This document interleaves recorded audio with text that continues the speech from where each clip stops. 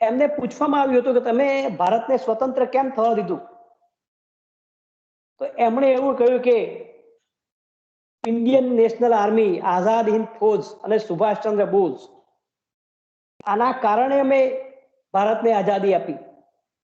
કારણ કે એ અરસો એવો થયો હતો કે બંગાળમાં લોકો શસ્ત્રો સાથે રસ્તા ઉપર આવ્યા અને એમને વિખેરી નાખવાના હતા. થોડી વાર પછી ફરતી રસ્તા ઉપર આવી ગયા.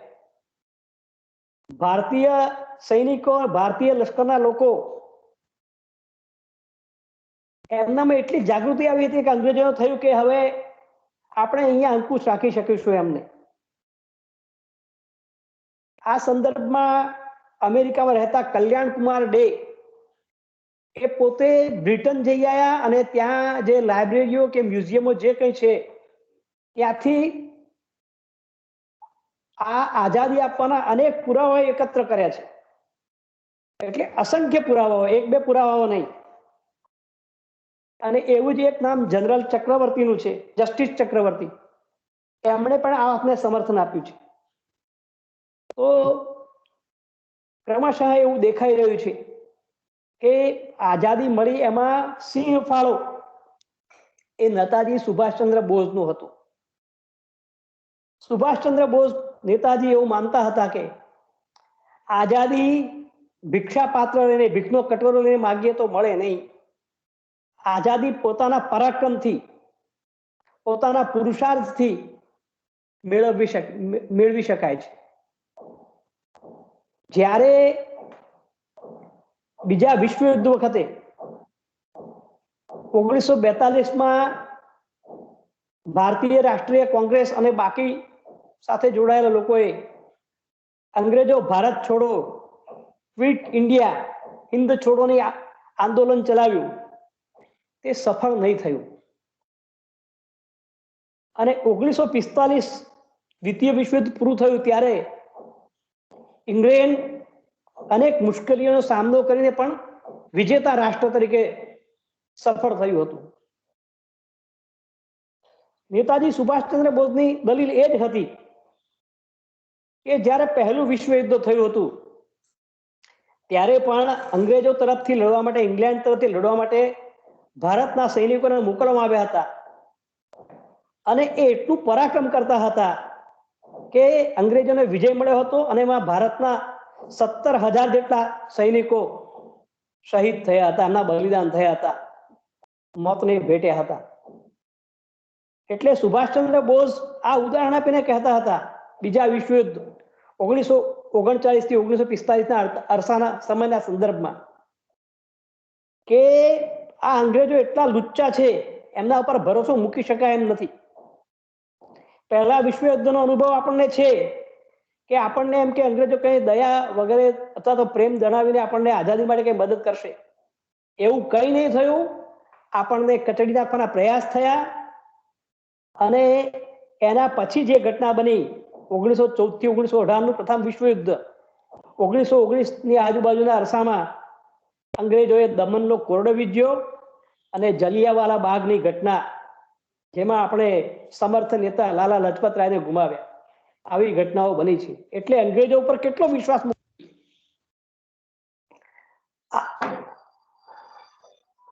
આ જે તર્ક એમણે 1939 થી 1945ના અર્થમાં પણ નેતાજીએ મૂક્યું કે આપણને એક અનુભવ થઈ ચૂક્યો છે, તો આપણે અંગ્રેજો પર વિશ્વાસ નહીં કરવો જોઈએ, અત્યારે જ એમને દબાણ કરવું જોઈએ કે અમને સ્વતંત્રતા મળવી જોઈએ, સ્વતંત્ર થવા જોઈએ.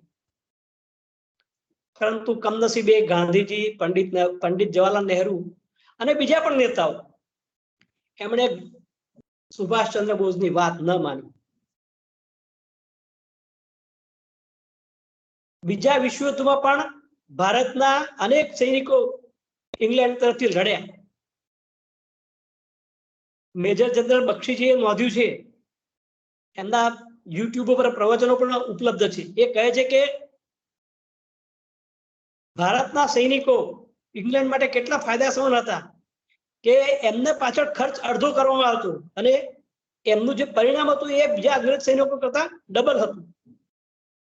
તો આવો ભારતીય સૈનિક શક્તિનો પ્રયત્ન અને એમાં લગભગ 35 થી 40,000 જેટલા સૈનિકો પણ મૃત્યુ પામ્યા છે. ત્યારે આપણે જે આ કહીએ છીએ કે ખડગ અને ઢાલ વગર આઝાદી મળી ગઈ, એ વાતમાં કેટલું તથ્ય છે. બીજી તરફ આઝાદી વખતે જે વિભાજન થયું એમાં પણ ભારતથી પાકિસ્તાન, પાકિસ્તાનથી ભારત થવામાં 3 લાખ લોકોના મૃત્યુ થયા છે. ત્યારે નવા સાક્ષ્યો, નવા પુરાવાઓ, નવા તથ્યો આપણી સમક્ષ આવી રહ્યા છે. ત્યારે આ લોહીનું ટીપું પાડ્યા વગરની આપણને આઝાદી મળી છે, એ વાક્ય પ્રયોગો ઉપર ફરીથી વિચાર કરવાનો, અને જ્યારે આ ઇતિહાસનું પુનર્લેખન થાય ત્યારે આ નવા અધ્યાયો, નવા પ્રકરણો જોડવાની ખૂબ મોટી આવશ્યકતા છે. તો આ બે વસ્તુઓ દ્વારા નેતાજી સુભાષચંદ્ર બોઝનો હું પરિચય આપી રહ્યો છું કે એમની દ્રષ્ટિ કેટલી વ્યાપક અને વિશાળ હતી. 1897 આજના દિવસે 23મી જાન્યુઆરીએ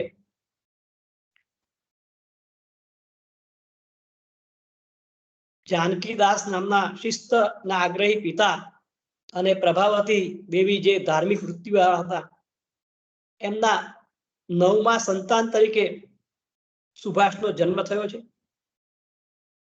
શાળાના શિક્ષણ દરમિયાન જ વેણી માધવદાસ નામના એક શિક્ષક એમની પાસેથી એ દેશભક્તિના પાઠ ભણ્યા છે.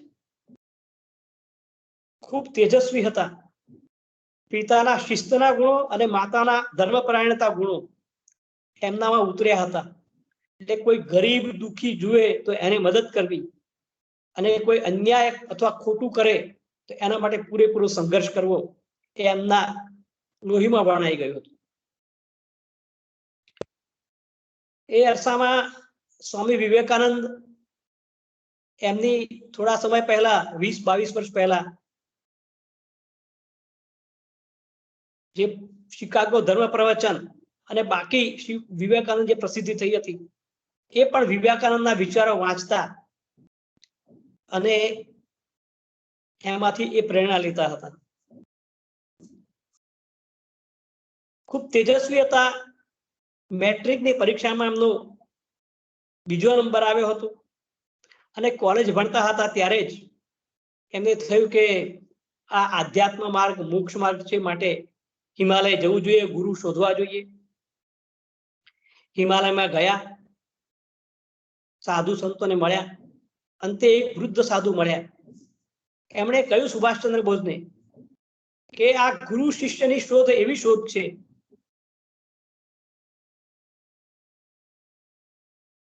કોઈ ગુરુ પણ એના શિષ્યને શોધતો, પરંતુ તને તારા કોઈ ગુરુ મળ્યા નથી, એનો અર્થ કે તારે હજુ ગુરુ મેળવવાનો સમય પાક્યો નથી. તારે પાછા જઈ અને સમાજ માટે, દેશ માટે, રાષ્ટ્ર માટે કામ કરવું જોઈએ.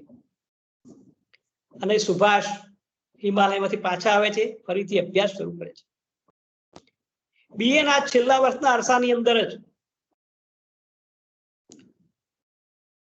અંગ્રેજોની એક જે ગુરુતા ગ્રંથિ, સુપિરિયોરિટી કોમ્પ્લેક્સ જેને કહીએ છીએ, એનો પરચો સુભાષને જોવા મળે છે. પ્રિન્સિપાલ એટન નામના એક કોલેજના પ્રિન્સિપલ હતા, જે ભણાવતા હતા સુભાષચંદ્ર બોઝ વગેરે. એ વખતે એક આર્ય દ્રવિડ થિયરીને ભારતીયોને નીચા બતાવવા, નબળા બતાવવા, નકામા બતાવવા, એવી એક પરંપરા ચાલતી હતી. વ્હાઇટ મેન, ગોરાઓ એ શ્રેષ્ઠ છે અને બાકીના નીચા છે બતાવવા માટે પ્રયત્નો ચાલતા, અને એ પ્રયત્નોના ભાગરૂપે પ્રિન્સિપાલ એટને પણ કોલેજમાં વિધાન કર્યું કે બંગાળીઓ એ મૂળતઃ દ્રવિડિયન છે, તેઓ ખૂની, બાયલા, લુચ્ચા અને મૂળથી જ જુઠ્ઠા લોકો છે. સુભાષચંદ્ર ખૂબ ગુસ્સે થઈ ગયા નથી, અને એ પ્રિન્સિપાલ બહાર નીકળ્યા ત્યારે પછી એમને મેથી પાક આપ્યો અને હડતાલ પણ પડી. પરંતુ શાસન તો અંગ્રેજોનું હતું.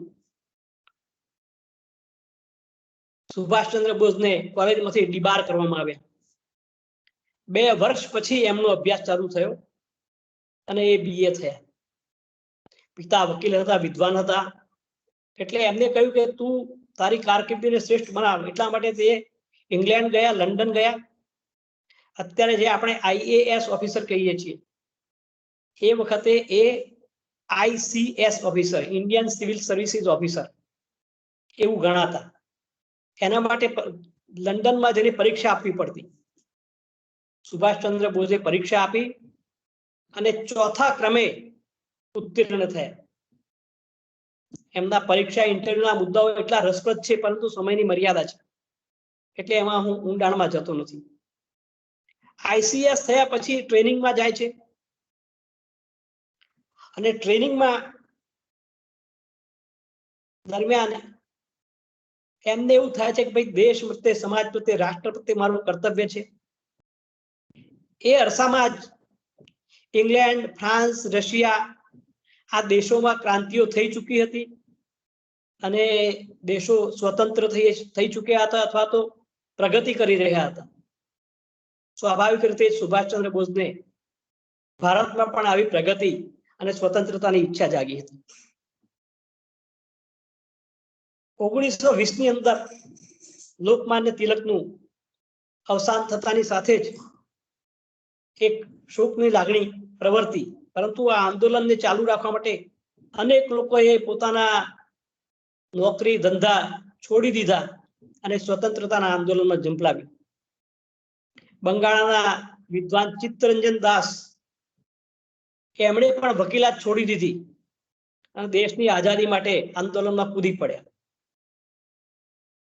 સુભાષચંદ્ર બોઝે નક્કી કર્યું કે મારે સરકારમાં નોકરી નથી કરી, અંગ્રેજોની ગુલામી વાળી નોકરી નથી કરવી. ICS ની ટ્રેનિંગ હતી એ 2 મહિના બાકી હતા, છોડી દીધી અને આવી ગયા પાછા બંગાળ અને સ્વયંસેવક દળના વડા થયા અને આંદોલનમાં સક્રિય થયા. અંગ્રેજોએ તેમની ધરપકડ કરી અને 6 મહિના માટે એમને જેલમાં પૂર્યા.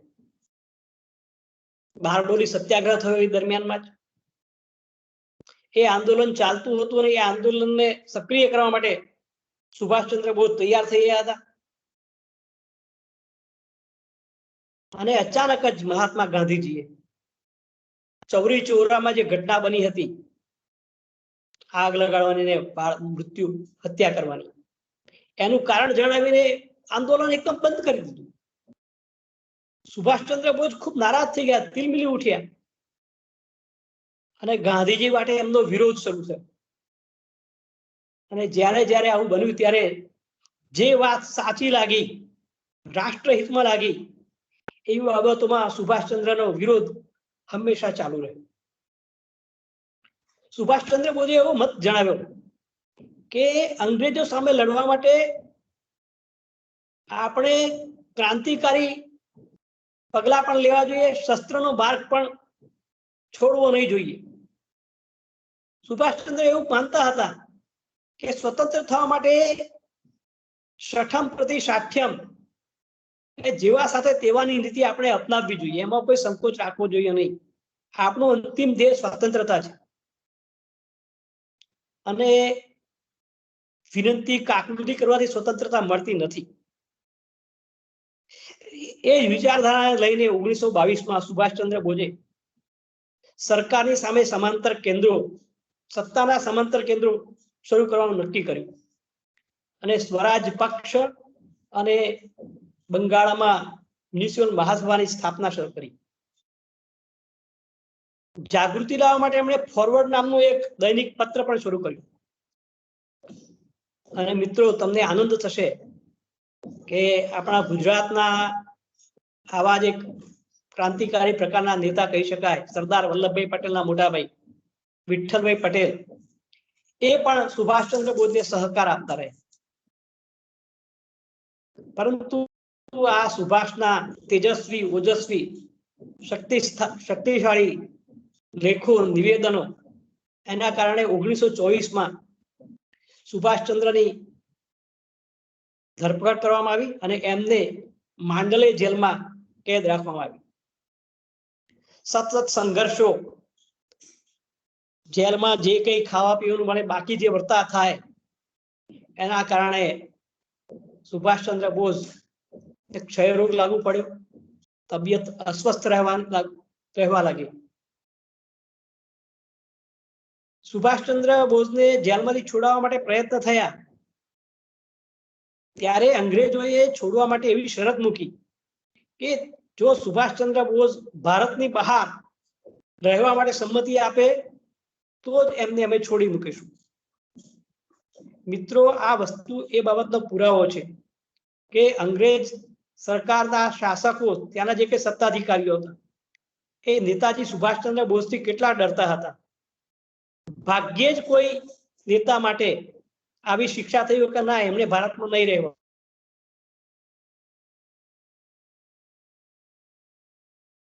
સુભાષચંદ્ર પોતે પણ બહુ આગ્રહી હતા. એમણે કહ્યું કે એવી શરતી મારે મુક્તિ જોઈતી નથી. આખરે સુભાષને અનકન્ડિશનલ, બિનશરતી સાથે એમને જેલમાંથી છોડવામાં આવ્યા. સુભાષે જોયું અને અનુભવ્યું કે સમાજમાં આઝાદી માટે જેમનો ફાળો છે એવો યુવાન વર્ગ, એનું શોષણ થાય છે. સ્ત્રીઓ, ખેડૂતો, કામદારોનું શોષણ થાય છે. એટલા માટે એમનામાં જાગૃતિ લાવવા માટે સંગઠનો શરૂ કરવા જોઈએ અને એ પ્રકારે એમણે બંગાળમાં સંગઠનો શરૂ કર્યા અને સમયાંતરે આ સંગઠનો ભારતના બીજા રાજ્યોમાં પણ સક્રિય થયા. આ જ અરસામાં મેં શરૂઆતમાં કહ્યું એમ લાલાજીનું જે મૃત્યુનું કારણ બન્યું એ સાયમન કમિશન ભારતમાં આવ્યું. એમાં એક પણ ભારતીય પ્રતિનિધિ નહોતો. તો એના વિરોધમાં અનેક લોકો કૂદી પડ્યા હતા. સુભાષચંદ્ર બોઝ પણ કૂદી પડ્યા હતા. અને મેં પ્રારંભમાં કહ્યું એમ કે એના જે લોકો આંદોલનમાં કૂદી પડ્યા હતા એમાં જ લાઠીચાર્જની અંદર લાલા લજપત રાયનું સ્વર્ગવાસ થયો. તો આ આઝાદીના આંદોલનને સક્રિય કરવા માટે સુભાષચંદ્ર બોઝે એવું કહ્યું કે મેં આજે કામદારોના સંગઠન ઉભા કર્યા છે. 5 લાખ કામદારોને હું આ આઝાદીના આંદોલનમાં જોડી શકું એમ છું. પરંતુ ગાંધીજીએ એની ના પાડી. ગાંધીજીનો એવો મત રહ્યો, એવો આગ્રહ રહ્યો કે સવિનય કાનૂન ભંગ, અસહકારની આંદોલન અને એના કારણે એ માર્ગે જ આઝાદી મેળવવી. ત્યારે સુભાષ નારાજ થયા. એમણે ફરીથી કહ્યું કે ભીખ માંગવાથી આઝાદી મળતી નથી. અને એટલા માટે એમણે સ્વયંસેવક દળની પણ રચના કરી. ગાંધીજી ગોળમેજી પરિષદમાં ગયા, રાઉન્ડ ટેબલ કોન્ફરન્સ કહીએ છીએ આપણે. પરંતુ એ સુભાષનું જે અનુમાન હતું, માન્યતા હતી, એ સાચી પડી કે ગોળમેજી પરિષદ સફળ નહીં રહી, એનું કોઈ પરિણામ નહીં આવ્યું. અને એના પરિણામે 1930માં કાનૂન ભંગ અસહકારના ભાગરૂપે દાંડી કૂચ યોજવામાં આવી. સુભાષ ખૂબ ઉદાર મનના હતા. વિરોધ મત હોવા છતાં પરંતુ દેશના સ્વાતંત્ર્ય માટે પ્રવૃત્તિઓમાં સક્રિય થવું, એટલે એ પોતે પણ દાંડી કૂચની અંદર જોડાયા અને ફરીથી પણ એમણે કારાવાસ ભોગવ્યો. તબિયત ખરાબ રહી એટલે વિયેના ગયા. ત્યાં થોડું રોકાઈને પાછા આવ્યા. ફરીથી વિયેના ગયા અને એ વખતે જેમની સાથે વૈચારિક મતભેદ રહેતા હતા, ગાંધીજી અને પંડિત નહેરુજી સાથે, નહેરુજીના પત્ની ત્યાં બીમાર હતા વિયેનાની અંદર, ઓસ્ટ્રિયા રાજધાની. તો એમની સેવા શુશ્રૂષા સુભાષચંદ્ર બોઝે એટલી સરસ રીતે કરી કે જ્યારે નહેરુ મળ્યા ત્યારે ગદગદ થઈ ગયા હતા. તો વૈચારિક મતભેદ છતાં પણ પોતાના દેશવાસીઓ પ્રત્યે આત્મીયતા અને પ્રેમ અને લાગણી, આવી જે સંવેદનાઓ જે સુભાષની છે, એ સુભાષને ખૂબ મહાન બનાવી દે છે. ભારતમાં આવ્યા પછી 40મા વર્ષે દિલ્હી મહાસભાના તેઓ રાષ્ટ્રપતિ બન્યા અને એ પછી હરિપુરામાં એક કોંગ્રેસનું અધિવેશન થવાનું હતું. આ અધિવેશનમાં પ્રમુખ તરીકે ચૂંટણી થવાની હતી અને નેતાજી સુભાષચંદ્ર બોઝે પોતાની ઉમેદવારી નોંધાવી. કમનસીબે ગાંધીજીને સુભાષ માટે કઈ અણગમો હશે. એમણે પોતાના ખાસ ચાહેતા માનીતા પટ્ટાભાઈ સીતારામૈયાને ચૂંટણીમાં ઉભા રાખ્યા. વિદ્વાન પ્રતિભા સંપન્ન નેતાજી સુભાષચંદ્ર બોઝ ચૂંટણી થઈ અને જીતી ગયા. ઘણી વખત એવું કહીએ છીએ આપણે કે તેજોદય અને તેજોદ્વેષ જોડાયેલા હોય છે. ગાંધીજીને ગમ્યું નહીં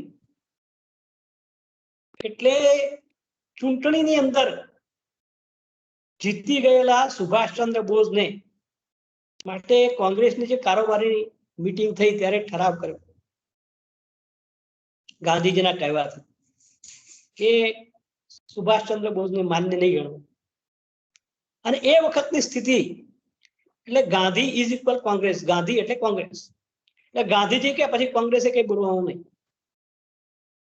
આ સ્થિતિ થઈ. સુભાષચંદ્ર બોઝે સંઘર્ષ ટાળવા માટે કઈ કર્યું નહીં અને રાજીનામું આપી દીધું. સુભાષચંદ્ર બોઝે બીજા વિશ્વયુદ્ધમાં ગાંધીજીને, નહેરુજીને અને બાકી બધાને પણ કહ્યું આ તક છે આઝાદી મેળવવાની. આપણે અંગ્રેજો પર દબાણ કરીશું કે ભારત તમને બીજા વિશ્વમાં મદદ કરશે પરંતુ તમે આઝાદી આપો. પરંતુ સુભાષની આ દરખાસ્ત સ્વીકારવામાં ન આવી. અને બીજી તરફ અંગ્રેજોની આંખમાં પણ ગાંધીજી એક કણાની જેમ ખૂંચવા લાગ્યા. એટલે ગાંધીજીને નજરકેદ કરવામાં આવ્યા. એટલે સુભાષચંદ્ર બોઝને નજરકેદ કરવામાં આવ્યા. પોતે બીમાર છે એવું કહેતા રહ્યા. 40 દિવસ સુધી દાઢી વધારી અને ધોળા દિવસે અંગ્રેજોની આંખમાં ધૂળ નાખીને જિયાઉદ્દીન પઠાણ તરીકે નામ ધારણ કરીને જીપ લઈને પેશાવર પહોંચી ગયા.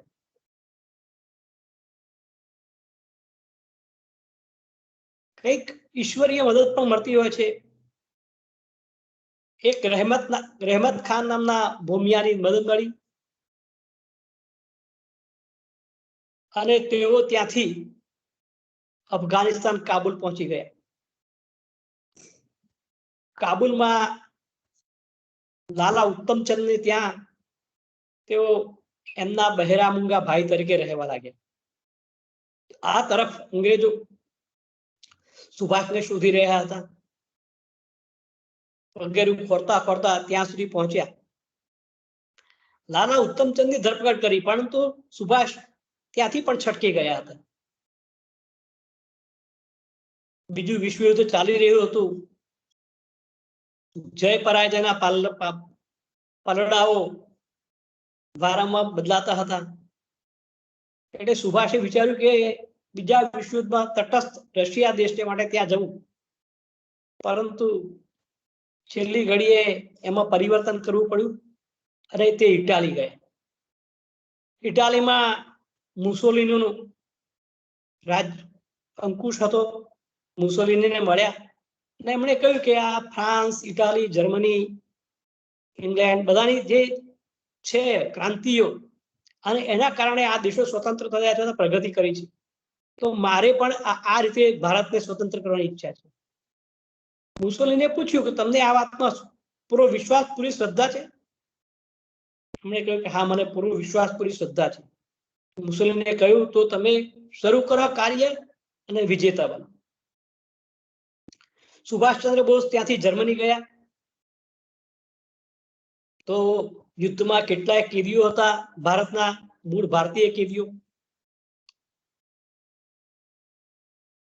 પહેલા એક આઝાદ હિંદ ફોજ બની હતી પરંતુ એનું કામ ઠંડુ પડી ગયું. સુભાષચંદ્ર બોઝે લગભગ 40,000 જેટલા સૈનિકોને મળ્યા અને એમને ભારતને આઝાદ કરવા માટે તમે ઉપયોગી છો, એવું જણાવી અને આઝાદ હિન્દ ફૌજના સૈનિકો તરીકે તૈયાર કરે. હિટલરનું શાસન હતું. સ્વાભાવિક દરેક દેશ પોતાનું કઈ ને કઈ હિત ઈચ્છવા માંગે, પરંતુ સુભાષચંદ્ર બોઝે એવી મુત્સદ્દીથી, એવી કુશળતાપૂર્વક, એવી કુનેહપૂર્વક આખી વ્યવસ્થા કરી કે બધાનું સન્માન જળવાય છતાં ભારતના હિતને સહેજ પણ નુકસાન ન જાય. અને આ રીતે તેમણે દેશ હિતને અગ્રતા આપી. ત્યાંથી તેઓ જાપાન ગયા. જાપાને પણ બીજા વિશ્વયુદ્ધમાં ઝંપલાવ્યું હતું. પર્લ હાર્બર નામનું એક પરગણું હતું, એના પર સળગાવ્યું હતું. પરંતુ યુદ્ધની સ્થિતિઓ વારંવાર બદલાતી હતી. એટલે સુભાષચંદ્ર બોઝે સૈનિકોને તો નારો આપી દીધો હતો 1944માં, તુમ મુઝે ખૂન દો મેં તુમ્હે આઝાદી દૂંગા. પરંતુ જાપાન પરાજિત થયું એટલે સુભાષચંદ્ર એ બર્મા તરફ આવ્યા. ત્યાં રેડિયો સ્ટેશન જાપાનમાં જેમણે આયોજન કર્યું હતું રેડિયો સ્ટેશન સ્થાપવાનું, આઝાદ હિન્દ ફૌજનો ત્રિરંગો ફરકાવવાનું, આઝાદ હિન્દ ફૌજ માટે એની જે સરકાર છે આરજી આઝાદ હિન્દ ફૌજ, તો એની માટે કોર્ટની વ્યવસ્થા, એના માટે કરન્સીની વ્યવસ્થા, આ બધી જ વ્યવસ્થાઓ એમણે કરી હતી.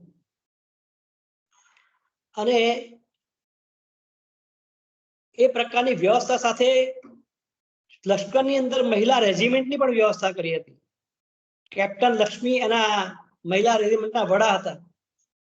અને આ રેડિયો સ્ટેશન દ્વારા આમી સુભાષ બોઝ અને એમણે રેડિયો મારફતે સંદેશા પ્રસારણ પણ કર્યું હતું. એ વખતે જે ભારત સરકાર આઝાદ ભારતની જે રચના થઈ અને આ આઝાદ હિન્દ ફૌજ હતી એને ચીન, બર્મા, જાપાન, જર્મની સહિત અનેક દેશોએ માન્યતા આપી હતી. અને એક અર્થમાં આજ ભારતની પહેલી આઝાદી હતી, ભારતની પહેલી સ્વતંત્રતા હતી. લશ્કરની મદદથી સુભાષચંદ્ર બોઝના નેતૃત્વ હેઠળ ભારતના મણિપુરના ઇમ્ફાલ ઉપર આક્રમણ કરવામાં આવ્યું. આંદામાન અને નિકોબાર બંને ટાપુઓને સ્વતંત્ર કરવામાં આવ્યા અને રાષ્ટ્રધ્વજ ત્રિરંગો ફરકાવવામાં આવ્યો. ફક્ત એક મહત્વનો ફરક હતો, એમાં એક ખૂણામાં સિંહ દોરેલો હતો. 6 ઓગસ્ટ 1944 નેતાજી સુભાષચંદ્ર બોઝે જે પ્રવચન કર્યું રેડિયો ઉપરથી, એમાં એમણે ગાંધીજી માટેનો આદર જાહેર કર્યો અને એમને રાષ્ટ્રપિતા તરીકે સંબોધ્યા. પરંતુ કેટલીક વિકટ પરિસ્થિતિનો સામનો કરવો પડે છે. ભારતીય સૈનિકો આગળ વધી રહ્યા હતા. વરસાદનું આગમન, શસ્ત્રો, બાકી વ્યવસ્થાની થોડી અછત, એમને જે કે પુરવઠો બાકી મળવો જોઈએ એની અછત, એના કારણે એ જે કે વિજયો મળે એ લાંબો સમય સુધી ચાલી શક્યા નહીં. અને 18/8/45 દિવસે તાઇવાન ફોર્માસા જવા માટે સુભાષચંદ્ર બોઝ વિમાન માર્ગે ઉડ્યા અને એ વિમાન રસ્તામાં ક્રેશ થઈ ગયું અને સુભાષજી સ્વર્ગવાસ થઈ ગયો એવું આપણે સાંભળીએ છીએ. પરંતુ આપણા ભારતના વડાપ્રધાન માનનીય નરેન્દ્રભાઈએ સુભાષચંદ્ર બોઝ વિશેના જે દસ્તાવેજો પ્રગટ કર્યા છે, અને મેં એમ આગળ કહ્યું એ પ્રમાણે જનરલ ગગનદીપ બક્ષી, જીડી બક્ષીજીએ જે કંઈ પુરાવા એકઠા કર્યા છે, અને એવા બીજા લોકો પણ જેમણે આ બાબતમાં સંશોધન કર્યું છે, એમનું એવું કહેવું છે કે સુભાષચંદ્ર બોઝના મૃત્યુનો પ્રત્યક્ષ સાક્ષી એક જ વ્યક્તિ હતો અને એના નિવેદનોમાં પણ વિરોધાભાસ છે. સુભાષચંદ્ર બોઝના અસ્થિ જાપાન લાવવામાં આવ્યા એની તારીખોમાં પણ મતભેદ છે. એક એવો મત વ્યક્ત થયો છે કે સુભાષચંદ્ર બોઝ અકસ્માતમાં મારી ગયા છે એવી જાણી જોઈને થિયરી ઉપજાવી હતી સુભાષચંદ્ર બોઝે પોતે, જેથી એ પકડાઈ ના શકે. કમનસીબીની વાત એ છે કે ભારત સ્વતંત્ર થયા પછી એક બે કમિશન પંચ પણ નિમાયા, પરંતુ એ પંચના અહેવાલો અથવા એની વિગતો પણ જાહેર જનતા સુધી જેટલી વિશદ રૂપે આવી જોઈએ એટલી આવી નથી. અને સુભાષચંદ્ર બોઝના પત્ર વ્યવહારો બાકી પણ જે કઈ એમની ફાઇલો હતી, બાકી જે કાગળો હતો, દસ્તાવેજો હતા, એ પણ હમણાં સુધી નહોતા આવ્યા. હવે માનનીય વડાપ્રધાન શ્રી મોદીજીએ રજૂ કર્યા છે, પબ્લિક ડોમેનમાં મૂક્યા છે, લોકો જોઈ શકે છે. તો હવે સાચો ઇતિહાસ મેં કહ્યું એ પ્રકારે કે બ્રિટનના ત્યાંના મ્યુઝિયમ કે લાઇબ્રેરીઓમાંથી જે કંઈ પુરાવા આવ્યા છે એ અને આ દસ્તાવેજો એના આધારે સાચા અર્થમાં સુભાષને આપણે સમજી શકીશું, જાણી શકીશું. અને એટલે જ એ સુભાષની આ ક્ષમતાને ધ્યાનમાં રાખી આજે બંગાળમાં પરાક્રમ દિવસ ઉજવાઈ રહ્યો છે અને આખા દેશમાં પરાક્રમ દિવસ ઉજવાઈ રહ્યો છે. એવા નેતાજી સુભાષને આગામી દિવસોમાં આપણે એક વિશેષ પ્રતિભા સંપન્ન, શક્તિશાળી અને રાષ્ટ્રના એક સર્વોચ્ચ નેતા તરીકે જોઈશું. આપણા અભ્યાસક્રમમાં પણ એ આવશે અને એ માટે આપણે પણ જાગૃત થઈએ અને સુભાષચંદ્ર બોઝે જે માર્ગ કર્યો, માર્ગ સ્વરૂપ પ્રશસ્ત કર્યો છે, એ માર્ગે આપણે ચાલવા માટે પણ પ્રયત્ન કરીએ. એ નિમિત્તે તમને બધાને પરાક્રમ દિવસની અને સુભાષ જયંતિની ખૂબ ખૂબ શુભેચ્છાઓ આપીને હું મારી વાત પૂરી કરું છું. સમયની મર્યાદા છે. તમે બધાએ મને શાંતિથી સાંભળે એ બદલ ખૂબ ખૂબ આભાર. વંદે માતરમ. ભારત માતા કી જય. શું કર્યું? કાઢી નાખ્યું. આભાર સાહેબ. આપે બહુ સરસ વાત કરી કે હવે વિદ્યાર્થીઓ અને સંશોધકો જે સુભાષચંદ્ર બોઝની ફાઇલો પબ્લિક ડોમેનમાં મૂકી છે એનાથી એક સાચી વાત વિદ્યાર્થીઓ, સંશોધકો સુધી અને એકેડેમિક રીતે જોડાયેલા તમામ લોકો સુધી એ પહોંચવાની છે. સામાન્ય રીતે એવું કહેવાય છે કે રામકૃષ્ણ પરમહંસ અને સ્વામી વિવેકાનંદની અસર તળે હજારો યુવાનો નું અને એમનું માનસ ઉછળતું થયું છે. પછીથી એ પરંપરાને તિલક, ગોખલે, રવિન્દ્રનાથ, ચિત્તરંજન બાબુ, ગાંધીજી એ ધીમે રીતે અને પછીથી સુભાષ બાબુએ એ શક્તિ અને ચેતનાને દુધવતો, ઉછળતો અને ધસડી જતો ચેતનાનો મહા જે છે ધોધ, એ મહાધોધ એમને આગળ કર્યો છે. તો સામાન્ય રીતે સાહેબે આજે એમનો જન્મદિવસ છે અને બહુ વ્યસ્ત હોવા છતાં પણ આપણને જે સમય આપ્યો છે એ માટે હું કોલેજ પરિવાર વતી જોશી સાહેબનો ખૂબ ખૂબ આભાર વ્યક્ત કરું છું. સાહેબ, આપે આટલા વ્યસ્ત હોવા છતાં પણ આજે આપણો જન્મદિવસ છે અને મને ખબર છે કે આપ બહુ જ વ્યસ્ત છો, પણ એ વ્યસ્તતામાં તમે અમને અને અમારી કોલેજને અને કોલેજના વિદ્યાર્થીઓને જે સમય આપ્યો છે એ માટે ફરી હૃદયપૂર્વક આપનો અને ઇતિહાસ સંકલન સમિતિ ગુજરાત પ્રાંતનો ખૂબ ખૂબ હું આભાર વ્યક્ત કરું છું. Thank you. ધન્યવાદ. એટલે એક જે યુવાન માનસની અંદર, યુવાનોની અંદર જે પ્રેરણા સ્ત્રોત સુભાષચંદ્ર રહ્યા છે, અને એક વાત કરી કે રામકૃષ્ણ પરમહંસથી લઈ સુભાષચંદ્ર સુધી ના જેટલા પણ છે કે જેમના યુવાનો એમની પ્રેરણા સ્ત્રોત અને શક્તિબળ રહ્યું છે. તો આજે આપણે આ પરાક્રમ દિવસ ને ઉજવણીમાં અને આપણી કોલેજ પરિવાર વતી ફરી સાહેબ હું આપનો હાર્દિક આભાર માનું છું. અહીં આપણે આ કાર્યક્રમ પૂર્ણ કરીએ છીએ. આભાર અને ધન્યવાદ.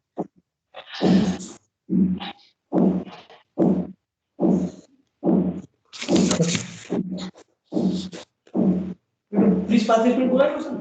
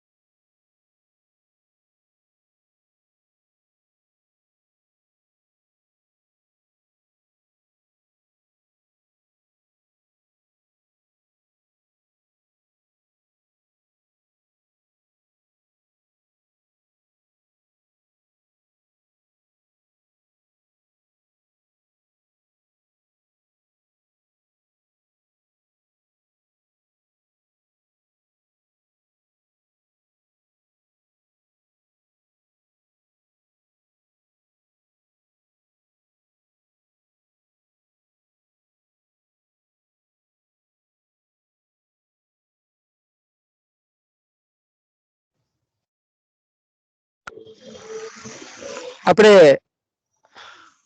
કાર્યક્રમ પૂર્ણ થયેલ છે, તો હવે તમે લેપ થઈ શકો છો બધા. કદાચ વિદ્યાર્થી મિત્રોને જાણ કે આપણે કાર્યક્રમ પૂરો થયેલ હોય તો હવે તમે બધા લેપ થઈ શકો છો. હો.